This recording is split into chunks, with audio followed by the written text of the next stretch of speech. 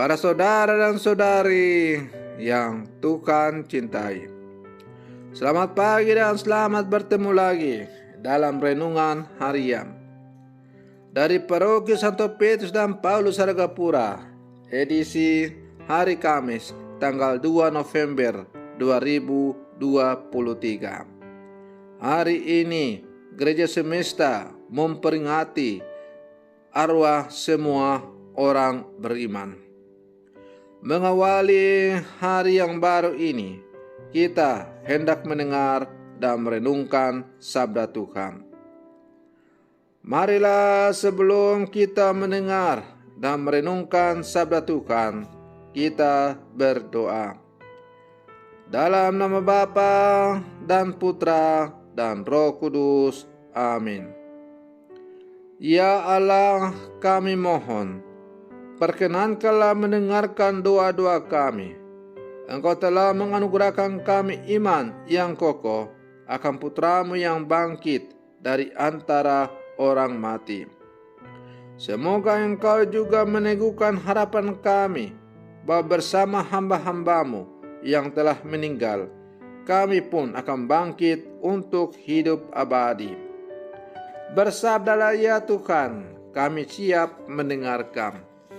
Terpujilah Engkau Bapa, Putra dan Roh Kudus, kini dan sepanjang segala masa. Amin. Para saudara dan saudari yang Tuhan cintai, bacaan yang saya pilih untuk kita renungkan bersama dalam renungan harian di pagi hari ini, pada peringatan arwah semua orang beriman, saya ambil dari Injil Yohanes pasal 6 ayat 37 sampai 40. Tuhan bersamamu. Inilah Injil suci menurut Yohanes. Dalam rumah ibadah di Kapernaum, Yesus berkata kepada orang banyak, "Semua yang diberikan Bapa kepadaku akan datang kepadaku. Dan barang siapa yang datang kepada aku tidak akan kubuang. Sebab aku telah turun dari surga, bukan untuk melakukan kehendakku, tetapi untuk melakukan kehendak Dia yang telah mengutus aku. Dan inilah kehendak Dia yang telah mengutus aku, yaitu supaya dari semua yang telah diberikannya kepadaku, jangan ada yang hilang, tetapi supaya kubangkitkan pada akhir zaman.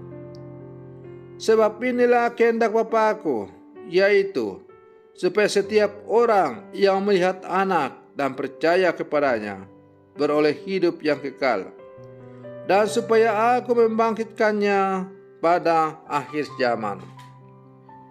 Demikianlah sabda Tuhan. Para saudara dan saudari yang Tuhan cintai, setelah kita mengenang para kudus yang kita rayakan tanggal 1 November kemarin, kita kini mengenang dan mendoakan saudara-saudara kita yang sedang berada di api penyucian. Kebiasaan mengenang dan mendoakan mereka yang meninggal ini sudah ada dalam tradisi Yahudi, termasuk pada zaman para rasul. Doa ini didasarkan pada kuasa dan kerahiman Allah yang mengatasi kematian.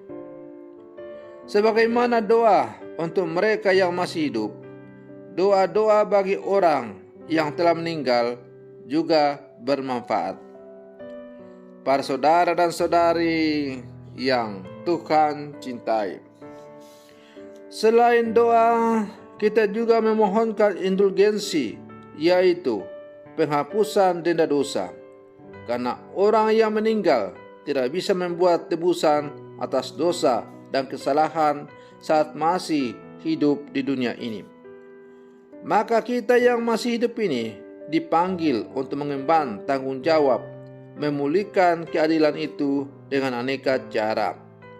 Misalnya memberikan wujud doa, berderma, berbuat baik, dan mendoakan paus atau orang yang telah meninggal dunia.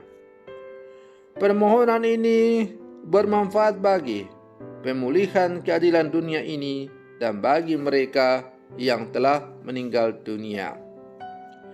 Para saudara dan saudari yang Tuhan cintai, kita sebagai orang beriman perlu menghindari prinsip do ut des, aku memberi maka aku menerima.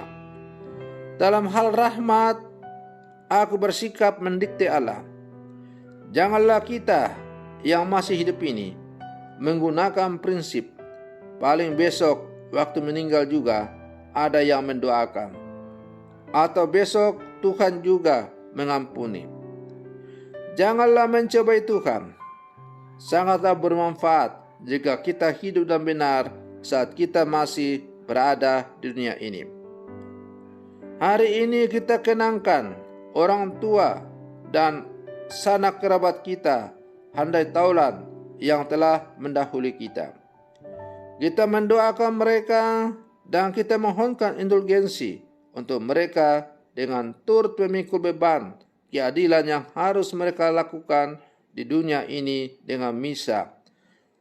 Para saudara dan saudari yang Tuhan cintai, dengan iman yang kita miliki, kita meyakini bahwa kematian bukanlah akhir segala-galanya, tetapi suatu peralihan dari hidup yang fana dan terbatas menuju hidup yang baru dan abadi. Maka pada hari ini kita mengenang dan berdoa untuk orang tua, saudari, teman, kenalan, dan siapapun orang beriman yang telah menghadap Allah Sang Pencipta. Maka dalam bacaan Injil yang baru saja kita dengar ditegaskan kembali, Allah sendirilah yang menghendaki agar orang-orang yang percaya atau beriman kepadanya dibangkitkan pada akhir zaman. Setiap orang yang percaya kepada Kristus pasti akan dibangkitkan pada akhir zaman. Sebab Kristus datang ke dunia bukan untuk melaksanakan kehendaknya, tetapi melaksanakan kehendak Bapanya yang mengutus Dia. Dan apa kehendak dari Bapa itu? Kehendak dari Bapa itu adalah setiap orang yang hidup dan percaya kepada Putra Allah tidak akan dibuang, tetapi akan dibangkitkan pada akhir zaman. Para saudara dan saudari yang Tuhan cintai, bagi kita yang masih berjarah di dunia, hidup ini merupakan suatu kesempatan untuk mempersiapkan diri menggapai hidup kekal tersebut. Kehidupan kita yang hanya sebentar dan sering diumpamakan seperti orang yang berhenti sejenak untuk minum segelas air ini, harus diisi dengan hal-hal yang baik dan berguna. Setiap hari kita bekerja untuk mencari harta duniawi, tetapi di saat yang sama kita juga bisa mengumpulkan harta surgawi. Misalnya, bekerja dengan jujur, bersaing dengan cara-cara yang baik dan sehat, peka dan peduli dengan sesama. Harapan dan keyakinan akan adanya hidup kekal setelah kehidupan kita di dunia ini mendorong kita untuk semakin mewujudkan iman dalam kehidupan sehari-hari. Para saudara dan saudari yang Tuhan cintai, maka marilah pada hari ini kita berbondong-bondong memenuhi gereja di mana kita berada. Kita berdoa, mempersembahkan doa-doa kita secara khusus kepada semua sanak saudara keluarga besar handai tolan umat Allah, baik yang kita kenal maupun yang tidak kenal, dengan satu harapan, semoga kini mereka semua menikmati hidup kekal bersama dengan Allah. Dan sekiranya mereka masih berada dalam api penyucian, semoga dengan bantuan doa-doa kita, mereka pada akhirnya dibebaskan dari api penyucian dan memasuki hidup yang kekal. Dan kepada kita yang masih berjarah di dunia ini, kita menyadari bahkan tiba saatnya kita pun akan mengalami yang namanya kematian itu. Tetapi kematian itu bukanlah sesuatu yang menakutkan, karena mati bagi Kristus adalah sebuah keuntungan. Maka mari kita pergunakan hidup yang diberikan oleh Tuhan kepada kita dengan sebaik-baiknya. Selagi masih ada kesempatan, gunakanlah kesempatan itu untuk mengabdi Tuhan dan melayani sesama. Sehingga ketika kita sudah tidak berdaya, kita tidak akan menyesal karena kita telah membaktikan seluruh kita untuk melayani Tuhan dan sesama. Semoga permenungan saya untuk mengawali hari yang baru ini pada peringatan arwah semua orang beriman semakin menghantar kita untuk menjadi orang-orang beriman yang sejati. Selamat pagi, Tuhan Yesus memberkati.